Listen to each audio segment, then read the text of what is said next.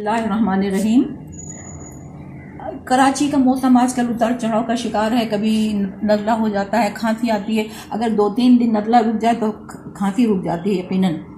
तो अब ऐसा होता है कि खांसी आ रही है तो क्या करें, डॉक्टर के यहाँ जाना है, गोलियाँ खानी है।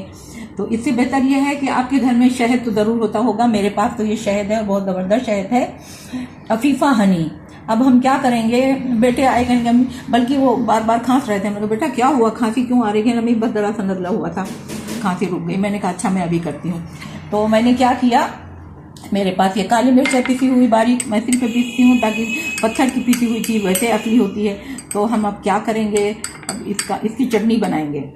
ये मैंने 1 चम्मच काली मिर्च डाली और 1 चम्मच ये अफीफ़ा हनी डाली और इसका हमने पेस्ट बनाया। ज़बरदस्त बनेगा, मज़ेदार।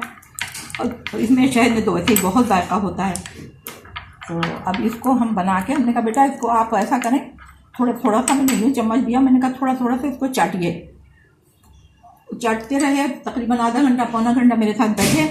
थोड़ी देर के बाद उनकी खांसी बिल्कुल रुक गई थी। मैंने कहा बेटा इन चीज़ों पे भरोसा करो और फिर दवा खाने से पहले, जो भी दवा हो उससे पहले दुआ ज़रूर करनी है, क्या अल्लाह दवा को हुक्म दीजिए कि ये मुझे शिफा दे। और शहद में तो ऐसे अल्लाह ताला ने फरमा दिया कि शहद है। देखिए ये शहद मेरे पास है, ज़बरदस्त है। तो आप ज़रूर मंगाइए और इसको रखिए और इससे फ़ायदे उठाइए। और छोटी छोटी बीमारियों में डॉक्टर के पास नहीं जाना चाहिए, घर में हर चीज़ होनी चाहिए।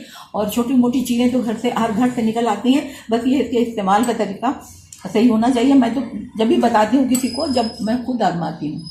तो ये बेहतरीन है। अब इसको आप हल्का हल्का सा चाटें, ये कलमे की उंगली से थोड़ा थोड़ा आप चाटें, एकदम नहीं कि 2 चम्मच खा लिए, थोड़ा थोड़ा चाटिए, फिर आपको पता चलेगा कि खांसी तो मेरी बिल्कुल गायब हो गई।